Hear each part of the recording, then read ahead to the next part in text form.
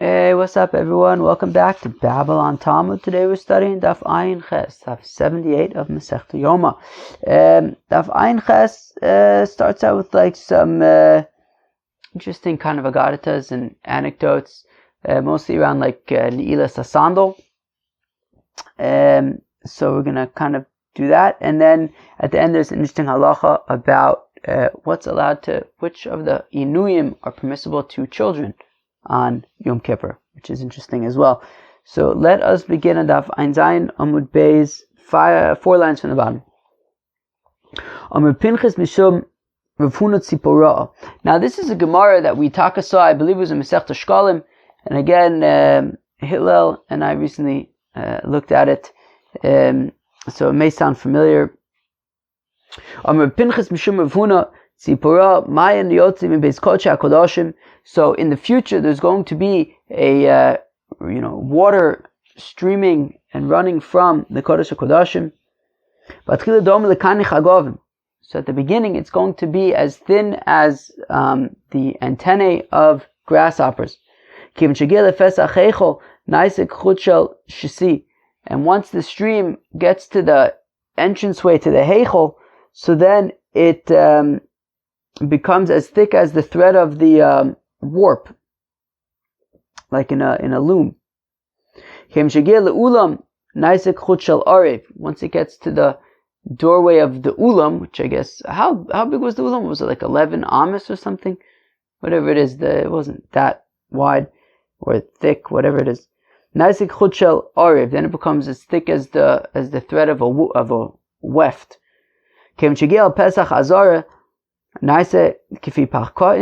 And then once it gets to the entrance of the Azara, which is, further on, so then it becomes as wide as the opening of a small little jug. This is what we learn in the Mishnah. Eliezer ben Yaakov Omer, my mefakin, osidin lios yotzim mitachas miftan abayis, that in the future there's going to be mefakin waters. Says Rashi, Kimin hapach, mifakin, like a pach, like a jug, meaning that it's going to be as wide as the opening to the jug. Okay, it's going to come out from the, I guess, lintel. Is that a thing? But I feel like it might be a thing, but it might not be the right thing that we're looking for. But all right, there's going to be water coming out from the Beis Hamikdash. And then it would get stronger and stronger until it left Jerusalem. Once it leaves Jerusalem, it became like mamish, a gushing river. I think river, stream. All right, a lot of water, I guess. Water that a zav, a zava, a nida, or a yoledes can go to the mikveh in those waters. Shenemar, as the pasuk says,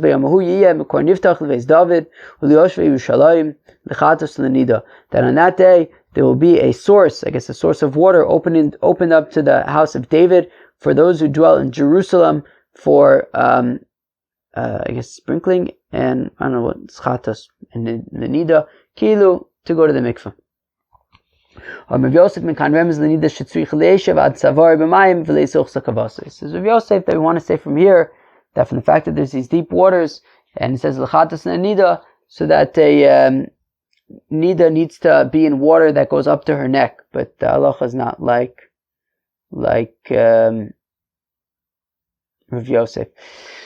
Shabbos dika mino mai. Okay, so we said yesterday that on Yom Kippur, you can walk through deep water, right, up to your neck. You can walk through water up to your neck to get to your Rebbe or maybe to guard fruit. What about on Shabbos? Dika mino, that on Shabbos you're wearing shoes. Mai. So on Shabbos, if you're wearing shoes, we have to be concerned that maybe your shoes are going to come off when you're in the water and you're going to carry the shoes. Says Nehemiah, the son-in-law of the Nasi. On Chazise Reb Ami v'Rabasi Dematu Urkuma Demaya v'Avua Derech Malbush. So says Nehemiah, the son-in-law of the Benesiah, he says, look, I saw Reb Ami and Reb Asi that they got to a puddle and they walked through the puddle and there was no concern that maybe they're going to carry their shoes.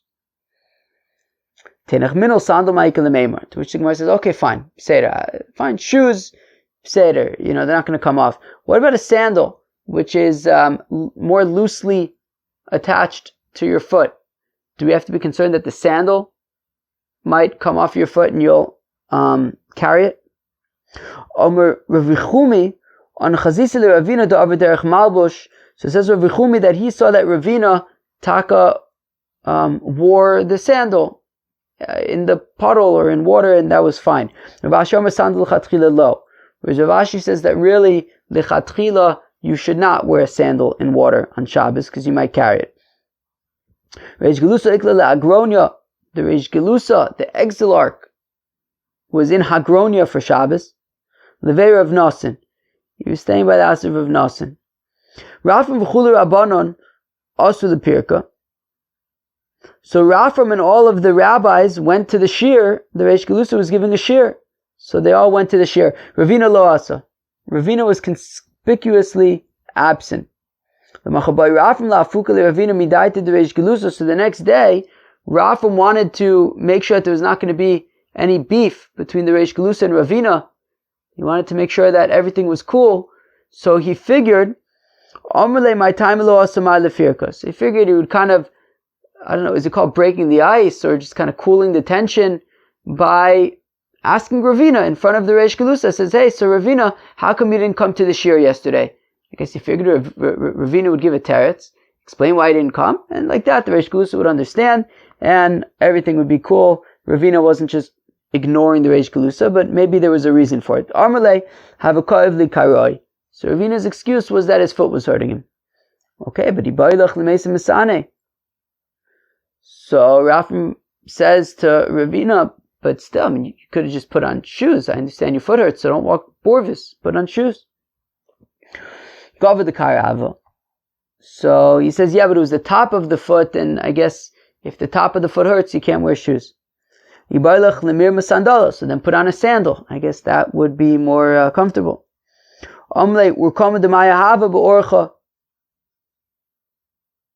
So Ravina says, yeah, but there was a puddle of water on the way, and if I would have to walk through it, maybe the sandal would fall off. To which Rafam says, yeah, but you should have just worn the sandal and walked through the puddle, and that would be acceptable. To which Ravina says, to which Ravina says, yeah, but don't you hold of what Rav Ashi says, that really the chatchila, you should not walk through puddles in sandals on Shabbos, and therefore, says Ravina, I was doing the lechatchila of Rav Ashi, and for that reason I did not come to the shir yesterday, because I didn't want, I was going to have to wear sandals, and I didn't want to walk through a puddle wearing sandals, because like of Rav Ashi saying that lechatchila you shouldn't do that, because maybe it'll come off and you'll carry it. Givaldik. Tan Yehuda bar Grogris, alright? Yehuda, the son of the fig. I wonder if his father's name was Grogris, or maybe there's some backstory. You're not allowed to sit on mud on Yom Kippur. And Rashi says, well, because if the mud is moist, it might be like ki'ilu, some form of rechitza, bathing. Says Rabbi Yeshua ben Levi that the mud, though, would have to be moist. It would have to be moist enough to actually, get through your clothing or whatever it is. Abai says it has to be so moist that it would be able to make something else moist enough to then make a third thing moist. Alright. Says Rav Yehuda, you're allowed to cool yourself off on Yom Kippur with fruits. Obviously not eating fruits, but I guess maybe putting them on your face or something. Be careful, I guess. Rav Yehuda Mitzdanin Bikara, Rav Yehuda would cool himself off with gourds. Rabbi Mitzdanin Biyanuka, Rabbi would cool himself off with babies. Rav Mitzdanin Bikasa de Chaspa, Rava would cool himself down with silver cups. Amar Papa Kasa de Chaspa, Male Asur Chasur Shari. Says Rav Papa, if you want to cool yourself down with silver cups, if they are full, then it's a problem, because if it spills on you, it'll be shtik or rechitza. Chasur Shari, but if it's not filled up, so then beseder, it's okay, it's not going to spill on you, and it's going to cool you down. Enjoy that. But if it's earthenware, cups, don't use it whether it's full, whether it's not full, because the water kind of somehow gets through the earthenware and it's going to get on you, and rechitza. Shachil, what's this, Rav Ashi, I think? Yeah, Shachil Rav Ashi, I'm sorry, the Mishchol Shachil. Rav Ashi Omer Kaz Dechaz B'chaz Nami also Mishum de Mizdarim. Says Rav Ashi that you're also not allowed to use a silver cup that is even not full, because it could slip out of your hands and then the water will get on you, and that could be like shtik or rechitza. Zeir bar Chama ushbizochnin de Reb Ami Reb Asi Reb Shua ben Levi d'chulu Rabbanan de Kesari. Zeir bar Chama was the host of Reb Ami, Reb Asi, Reb Shua ben Levi. All of the rabbis from Caesarea or in Caesarea, I don't know, they would come and visit when they would stay by Zeir bar Chama. He was the host. I guess he had an inn, a kretschmer, I don't know what he had, but they would all stay by him. Not necessarily at the same time, but at different times at least.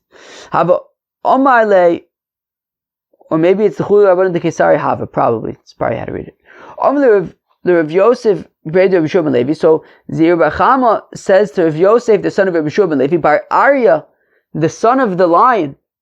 So referring to Rav Shua ben Levi, Ta'emalach Milsam Aisad Hava Ovid Avuch. So Zeir bar Chama says to Rabbi Shua ben Levi's son, Rav Yosef, let me tell you something about your father when he would stay at my kretschmer. So your father, Rabbi Shua ben Levi, would have a sort of like a scarf on Erev Yom Kippur,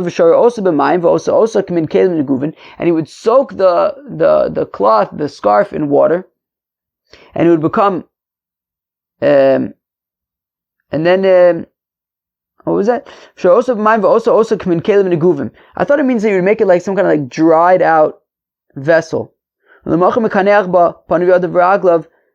then the next day he would like apply it to his face, his hands, and his feet. Meaning, if I understand correctly, basically he would kind of make a towel moist and then kind of let it dry, because if it's moist, he'd have to be concerned about like, as we're going to see in a second, if it was Yom Kippur, he'd have to be concerned about wringing it out.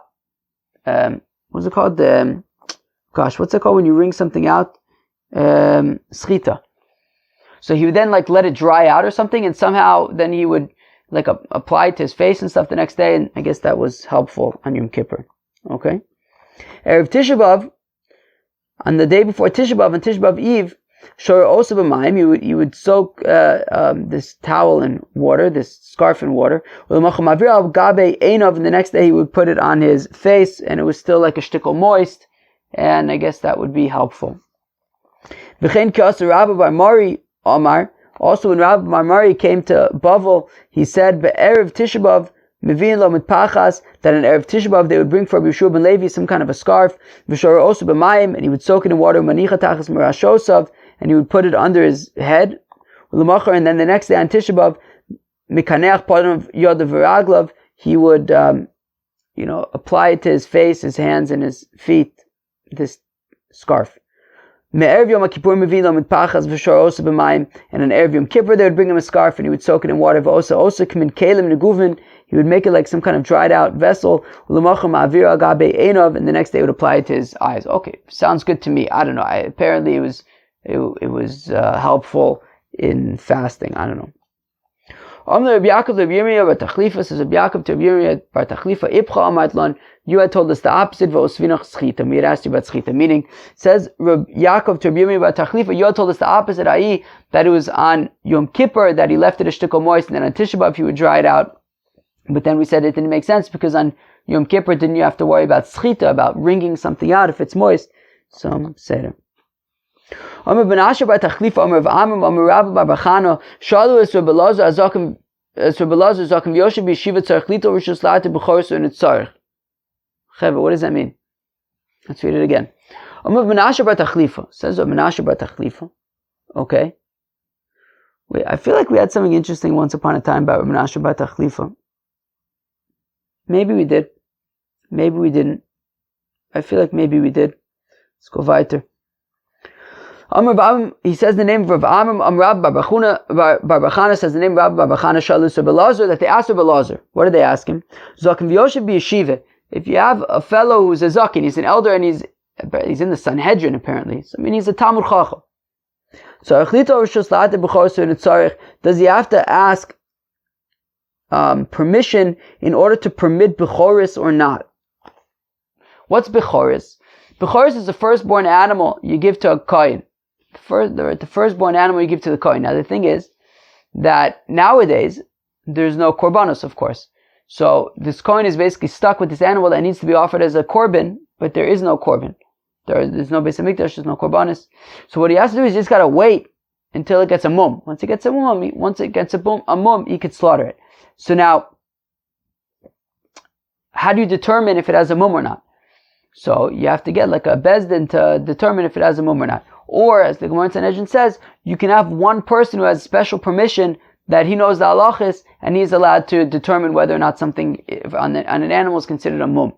And it was the role of the nasi, right, as we see in the Gemara in Sanhedrin on Daf Hey, that Rav and Bar Bachana, Dafka, interesting that it's Rav Bar Bachana here as well, because he was in that story in Sanhedrin. Anyways, they asked Rebbe before they went to Bavel, they asked Rebbe if they can get, right, Yodin Yodin, Yora Yora, Yodin Yodin, Yater Bechoris. Anyways, so we have this Bechor, this animal, and it takes so you have to have special permission in order to be able to determine on your own whether or not this animal has a blemish, and if it has a blemish, well then the Kohen can eat it. So they want to know if you have a Zaken who's part of the Sanhedrin, is that alone enough to enable him to be Mater Bechoris on his own, or does he still need to ask permission from the Nasi? So what are we asking? This is what they're asking. It's like what Rav Idi Bar Avin says, that this is a special sort of responsibility that they left for the Nasi, for the house of the Nasi, to give them special esteem, special sort of level of status and respect that only they could be Mater Bechoris. So therefore, Tzarech Litor Rishus. So we say, therefore, even if you have a Zaken in the Sanhedrin, he needs to ask permission to be able to be Mater Bechoris. Or maybe if he's a Zaken in the Sanhedrin, well, that's enough to say, look, you're a Talmud Chacham, you know the halachas, you can be Mater Bechoris. And maybe he wouldn't have to ask the Beit Nesiyah, but just a regular shmendrik like me, if I thought that I studied the halachas well enough that I think that now I can be Mater Bechoris, so I would have to ask permission. Amr Reb Tzadik ben Chaluke, stood up Reb Tzadik ben Chaluke, Araglav on his feet, and he says, Ani Re'isias Reb Yossi ben Zimra. I saw Reb Yossi ben Zimra, Shezaken v'Yoshev b'Yeshiva, that he was Taka Zaken v'Yoshev b'Yeshiva, and nonetheless, v'Amr b'Mayla mizikno shel zev v'noto rishus la'ate b'choris, and nonetheless, says Reb Tzadik ben Chaluka, that he saw that Reb Yossi ben Zimra asked the grandfather of the current Nasi if he would be allowed to be Mater Bechoris. Kilu, Reb Tzadik ben Chaluka is saying that yes, I could tell you as an eyewitness account, testimony, that I've seen it with my own eyes, that there was a Zaken v'Yoshev b'Yeshiva who Dafka asked the Beit Nesiyah if he could be Mater Bechoris. So there's your answer, that a Zaken v'Yoshev b'Yeshiva does have to ask the Beit Nesiyah if he could be Mater Bechoris. Amrle, Reb Abba lo kachoy ma'aseh. Says Reb Abba, that's not what happened. This is what happened. Totally different thing. Rabbi Yossi ben Zimra kohen haya.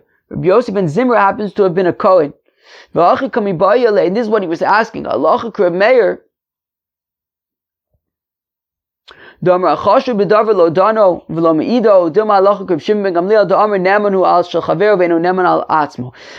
Yossi ben Zimra wanted to know is that he was a kohen, and therefore he wants to know, is the halacha like Reb Meir, who says that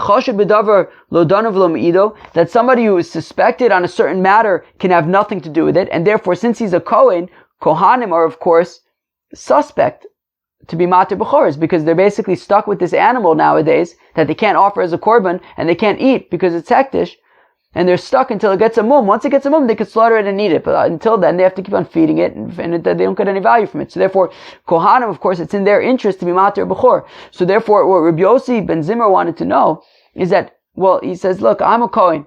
So do we paskin like Reb Meir, who says that somebody who has a vested interest in something needs to completely stay away from it and cannot be involved in it at all, and therefore I can't be matir b'choros even for other people? Or do we say like Reb Shimon ben Gamliel, who says that, look, he wouldn't be able to matir b'chor for himself because he's got a vested interest, but he could nonetheless be matir b'choros for other people where it doesn't affect him at all? And the answer is that the halacha is like Reb Shimon ben Gamliel, that as long as it's not for himself, you'd be able to be matir b'choros for other people, but it's not necessarily an answer. We don't have an answer necessarily to the question of, if you have a zaken v'yoshev b'yeshiva, does he have to ask permission from the Beit Nesiya in order to be matir b'choros or not? Looks like we don't necessarily have an answer. Continues the Gemara, V'su, and this is the tie-in to Yom Kippur. Kamibayalu, they asked, Ma'ulotzes b'sandal shel sham b'yom kippurim. Can you go out wearing a sandal made out of rush? Chevy, you know what rush is? Apparently some kind of reeds. Was it? There's a song, there's a niggin, right? Something in the rushes down by the riverside. Rolling in the rushes down by the riverside. It's a niggin. So, B'yom Kippur. So can you wear a sandals made out of rush on Yom Kippur? Amr Rabbi Yitzchak bar Nachmani al Ragla v'Amar. So Yitzchak bar Nachmani stood up and he said the following: Ani Ra'isius Rabbi Yeshua ben Levi sheyotze b'sandal shel sham b'yom kippurim. Boom. Says Rabbi Yitzchak bar Nachmani. He says, look, I saw Rabbi Yeshua ben Levi. Rabbi Yeshua ben Levi was from like the early generations. Rabbi Yeshua ben Levi is a big deal. So says Rabbi Yitzchak bar Nachmani. He says, look, I saw Rabbi Yeshua ben Levi sheyotze b'sandal shel sham b'yom kippurim, and he was wearing sandals made out of rush on Yom Kippur. V'aminalei. And I said to him, "B'tanis tzibur, what about a tanis tzibur?" Now, what's a tanis tzibur? Tanis tzibur, it's not like we have nowadays.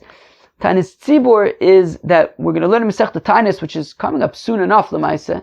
Not immediately, but soon enough. That when there wasn't rain, they would do like serious fasts, like kind of like Yom Kippur kind of fast days, and like Tisha B'av kind of fast days, like no ni'ila sasandal. You weren't allowed to wear shoes. Our fast days, we have, Shavasa B'Tammuz. So our fast days, you're allowed to wear regular shoes. But these are talking about these tiny tzibur. So Reb Yitzchak bar Nachmani says, look, he saw Rabbi Yeshua ben Levi that he was wearing shoes made out of rush. And he wanted to know, what about an atanis tzibur? Can you wear shoes made out of rush on atanis tzibur? Amrli lo shna. And he said, it doesn't matter. Either, you could wear shoes of rush on Yom Kippur and on a public fast day. Amrav bar Bachana on Yiraisias, Rabbi Elazar de Ninveh sheyotze b'sandal shel sham b'tainis tzibur, says Rabbi bar Bachana that he saw Rabbi Elazar from Ninveh that he was wearing sandals made out of rush on a public fast day. And says Rabbi bar Bachana, I asked Rabbi Elazar from Ninveh, can you also wear shoes of rush on Yom Kippur? Amali lo shna, and he said to me, yeah, it's fine. There's no difference. Rav Yehuda nafik b'dehitne, Abai nafik b'dehutze, Rav nafik b'dikule, Rav bar Rav Huna karch sudra akari v'nafik. Sounds good to me. Let's read that again. Rav Yehuda nafik b'dehitne. Rav Yehuda would go out also wearing shoes made out of some kind of reed. Abai nafik b'dehutze. Abai would go out also wearing some kind of shoes made out of palm reeds or something. Rav nafik b'dikule. Rav went out also with some kind of, I think, palm thing. Rav bar Huna karch sudra akari v'nafik. Rav bar Huna would just take like some kind of like a cloth, like a fabric, a cloak of garment of sorts, wrap it around his feet, and he would wear that, maybe like socks or something. Ram bar Chama asked the following question. Kila, we had just been saying that you're allowed to wear sandals of rush and things like that. Ram bar Chama asked the following question. So on Shabbos, somebody who's missing a part of his leg, so you can wear some kind of like, I don't know, it sounds almost like, some kind of like prosthetic, but obviously a much more primitive version. I'm seeing in my head, like the classic like pirate captain who's got like the like wooden leg, so something like that. Right, so Akitei Yotze B'Kav Shel Divrei Reb Meir. So Reb Meir says that a person who's is an amputee, so he can walk with this like wooden leg on Shabbos. and we're not concerned that it'll fall off. Well, no. So initially we're assuming that what it means is because Reb Meir is saying that it's considered like a shoe, and just like you're allowed to wear a shoe, so he would be allowed to go out with this wooden leg. Reb Yossi Oser. Reb Yossi says he's not allowed to, and the assumption is for now that it's because Reb Yossi says it's not considered a shoe, and if it's not considered a shoe, so then you're not allowed to go out with it on Shabbos. V'tani Alam, we said about it, Yom Kippurim, that everyone agrees that nonetheless, you wouldn't be allowed to go out with it on Yom Kippur. So we see that even if something is not necessarily considered a shoe, you still wouldn't be able to go out with it on Yom Kippur. So therefore, how could it be that that you can go out with these like reeds on your feet? Even though they might not be considered shoes, they should still be not allowed, just like everybody agrees that you're not allowed to go out with the stump, with the wooden leg on Yom Kippur.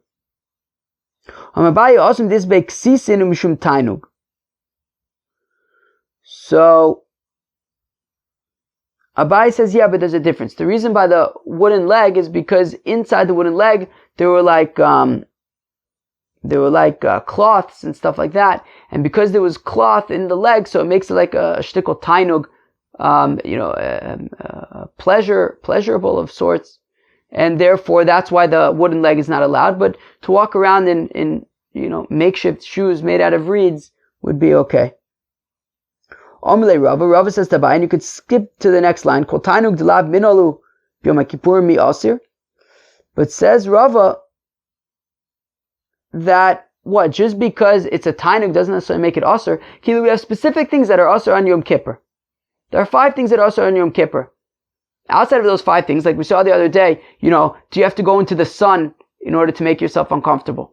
Things like that. I said, no, we have 5 ways that we have Inu and Yom Kippur, and outside of that, you don't need to do anything more than that. And therefore, just because something might be pleasurable, just because there's like cloth in this wooden leg, that doesn't necessarily make it also, because it could be a tainu. We saw a few lines ago that Rabbi Baravuna would, wrap some kind of cloth around his feet and go out, and that seemed to be acceptable.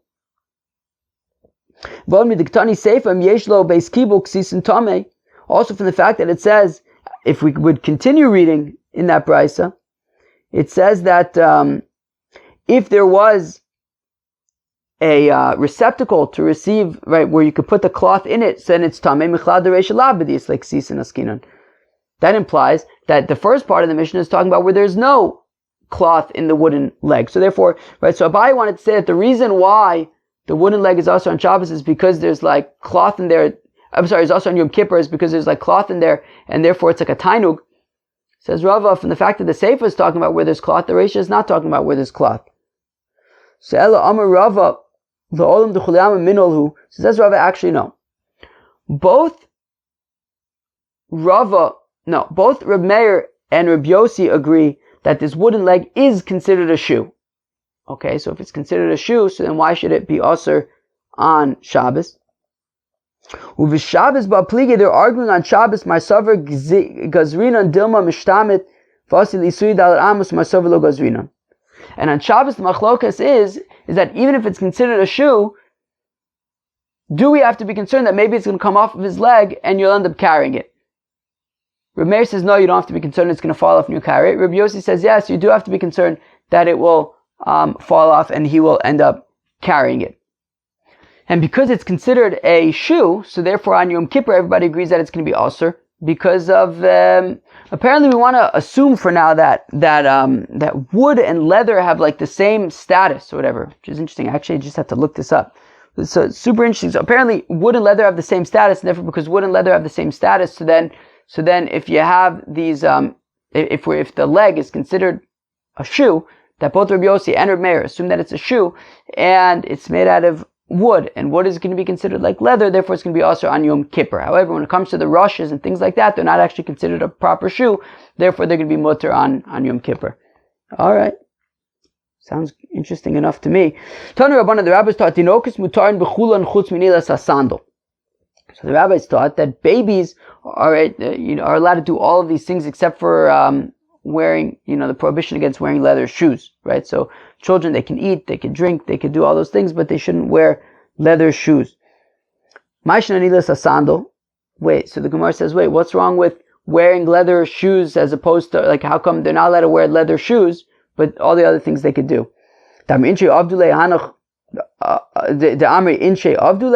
Is it because we're concerned that people are going to say, well, how did the kid get his shoes on? Somebody must have put the shoes on the kid on Yom Kippur, and if the adults aren't allowed to wear shoes, leather shoes, then they shouldn't be putting leather shoes on the kids. So anachnami amri inshe avdulei rechitza, period, avdulei, right? But if that's the case, then we should be concerned also about like rechitza and sicha, let's say, right? Bathing and putting on oil. How come you're allowed to bathe and put on oil, and we're not concerned that we're going to say, well, maybe you did it, you're right, that an adult must have done it for them on Yom Kippur? How come we're not concerned about that by rechitza and sicha, yet by nilas asandal we're concerned, oh, maybe an adult put it on the kid on Yom Kippur?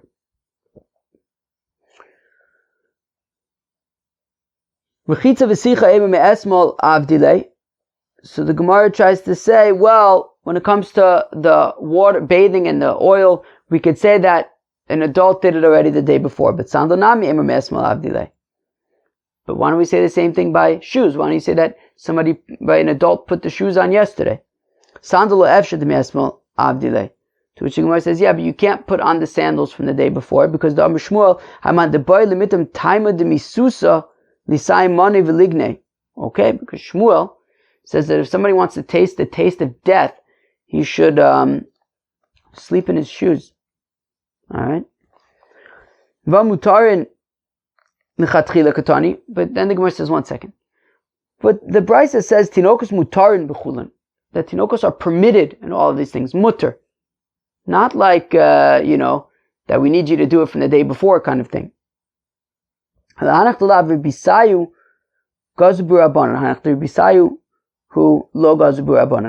rather, the answer is, when it comes to bathing and putting on oil, apparently that helps the child grow. Whereas wearing shoes doesn't necessarily help the child in his development. The Amr Abai, because Abai said, Amrli Aim, that his mother, his nurse, said to him, that the way that you want a kid to grow, you bathe him in warm water and also apply oil. Gadol Porta, once the baby grows a shtickle, Be'esa bekuscha, you feed the baby an egg in like kutach dip. Gadol Porta, and then when he gets a little bigger, Tavuri Mane, let him take like earthenware vessels and break them. Kiadu Rabba Zavanlu Mane Gezize de Pachra Livnei Umitaberlu, that Rabba would buy like broken earthenware stuff and let his kids break them on the floor so that they can grow better. That was Daf Ein Ches of Masechta Yoma. At the beginning there was like some interesting agaritas about like the streams that are going to go out of Jerusalem in the future, and then we talked about wearing shoes in like puddles and stuff on Shabbos. We said that shoes are okay, but sandals you should probably try to avoid. And talked about the interesting question about being matir b'choris, right? Which was that the Beinasiya, the Nasi has the ability to be able to determine who is allowed to be matir a b'chor and who is not. We then saw an interesting thing about Rabbi Yossi ben Zimro, who wanted to know if he could be matir b'choris, and the question was, well, he's a Kohen. So it was a machlokas between Reb Meir and Reb Shimon ben Gamliel. Reb Meir says that if somebody is like nogea b'davar, if he has a certain vested interest, Reb Meir says he has to stay away from it completely. And based on that, since Reb Yossi ben Zimra is a Kohen and he has a vested interest in being matir b'choris for himself, so therefore he has to completely stay out of the sugya of being matir b'choris. Whereas Reb Shimon ben Gamliel says no, he wouldn't be able to be matir b'choris for himself, but he could do it for other people. The halacha seems to be in accordance to Reb Shimon ben Gamliel. We saw that different Amoraim would wear shoes made out of like reeds and things like that. We said that that's okay because they're not actually considered like shoes. We saw a machlokas between Reb Meir and Reb Yossi about going out on Shabbos with a wooden leg.